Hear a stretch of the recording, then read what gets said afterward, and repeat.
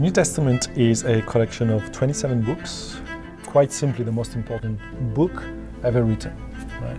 Because there we read about the salvation of the world.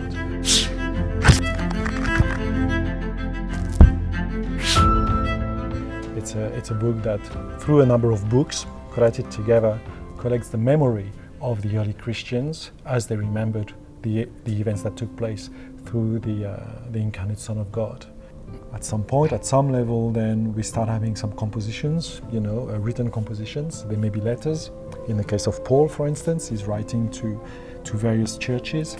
And he wrote those, if I can start with them, he wrote those to address particular issues among the churches that he knew. Right? And what he was doing there, he was proclaiming the gospel. By gospel, I mean a message, to a particular situation, to the Ephesians, to the Philippians, to the Corinthians. Then we have the four Gospels themselves, Matthew, Mark, Luke, John. They're not letters, they're very different. They look like a life of, so they focus on Jesus Christ. Why were they written down? Well, several solutions, several answers to that. Number one was to commemorate, to remember the initial generation of those who knew Jesus face to face, who had learned from him, who had heard him, who had seen him. They were dying away. So, realizing that most of them were gone, someone thought, well, we better write this down to proclaim the gospel, simply. And then we have some other type of literature. One of them is apocalyptic type of literature. I'm thinking of the book of Revelation. Everybody has heard of the book of Revelation in the New Testament. Yes, it is that weird book with weird visions, and it's a bit puzzling to find a book like that in the New Testament, but it definitely has its place there, right? And it brings very nicely the whole narrative to an end, actually. Now, why the New Testament? Why 27 books? I'm pretty sure when Mark or Matthew or Luke or John wrote their Gospels, they never knew that at some point there would be a New Testament with 27 books in it. Right?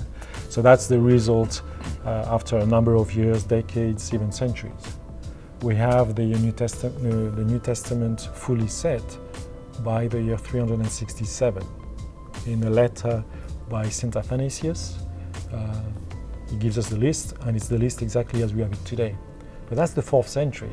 So what of the 2nd century? What of the 3rd century? Right? So why I'm saying this is just to explain that the New Testament was a work in progress over a period of time. And it's only towards the 4th century that it becomes set and crystallized. And you'd mentioned in the Old Testament that it's a salvation history. Can the same be applied to the New Testament as well? Oh, absolutely. Now, I would say actually it's salvation history which has come to a pinnacle, okay? Which has found its fulfillment. Salvation history, which is a term applied to the Old Testament very often, we find God's action through history as God is forming a people for the purpose of salvation. Now, this salvation becomes embodied now in the Son of God, who comes in the flesh. Right? And the New Testament really is about that particular event. That's why I'm saying it's the most important book ever written.